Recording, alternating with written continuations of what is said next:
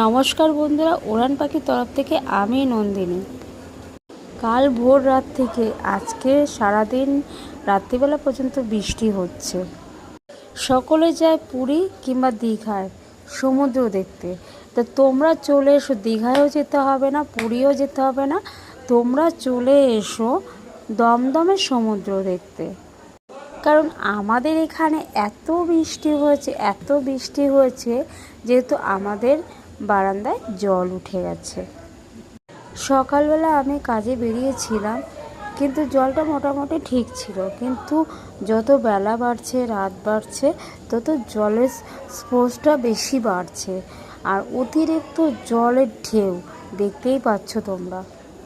তাই বলছি, সমুদ্র দেখতে গেলে দমদমে চলে এসো। শিয়ালদা থেকে দমদমে চলে আসবে, ভাড়া মাত্র 5 টাকা নেবে। সমুদ্র দেখতে গেলে 5 টাকা ভাড়া দিয়ে দমদমে চলে এসো। দমদমের সমুদ্র দেখতে পারবে, সমুদ্রের ঢেউ খেতে পারবে, জলে স্নান করতে পারবে, এত পরিমাণে জল হয়েছে।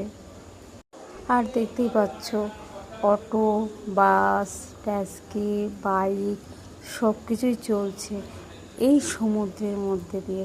কিছু তো করার নেই না। যারা কাজের পথযাত্রী, যারা ডেলি প্যাসেঞ্জারি করে, তাদের তো অবশ্যই যেতে হবে, কিছু করার নেই, এই সমুদ্র পার হয়েই যেতে হবে। যেমন আমি সমুদ্র পার হয়ে কাজে এসেছি, আবার এই সমুদ্র পার হয়ে বাড়ি যেতে হবে, তাই না? আমাকে সেটাই করতে হয়েছে, কিছু করার নেই। সমুদ্র পার হয়ে কাজে এসেছি, সমুদ্র পার হয়ে বাড়ি গেছি।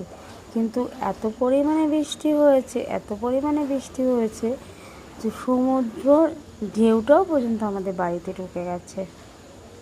এখন একটু বৃষ্টিটা থেমেছে, কিন্তু সারা রাতের মধ্যে যদি বৃষ্টিটা হয় তাহলে কি হবে জানি না। প্রত্যেক মানুষের তো কাজকর্ম আছে, তারা তো কাজে যাবে, কিন্তু এরকম যদি বৃষ্টি হয়, বন্যা হয়ে যায়, তাহলে মানুষ কাজে যাবে কি করে, খাবে কি করে, সেগুলো চিন্তা ভাবনা করতে হচ্ছে। তাই সবাইকে বলি, দেরি না করে চলে এসো আমাদের দমদমে সমুদ্রের ঢেউ খেতে আর সমুদ্রে স্নান করতে। তাড়াতাড়ি চটপট চলে এসো, এই সুযোগটার হাতছাড়া করো না। আমি তো সমুদ্রের ঢেউ খাচ্ছি, তোমরাও চলে এসো সমুদ্রের ঢেউ খেতে।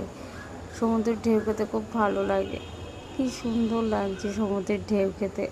কি মজা!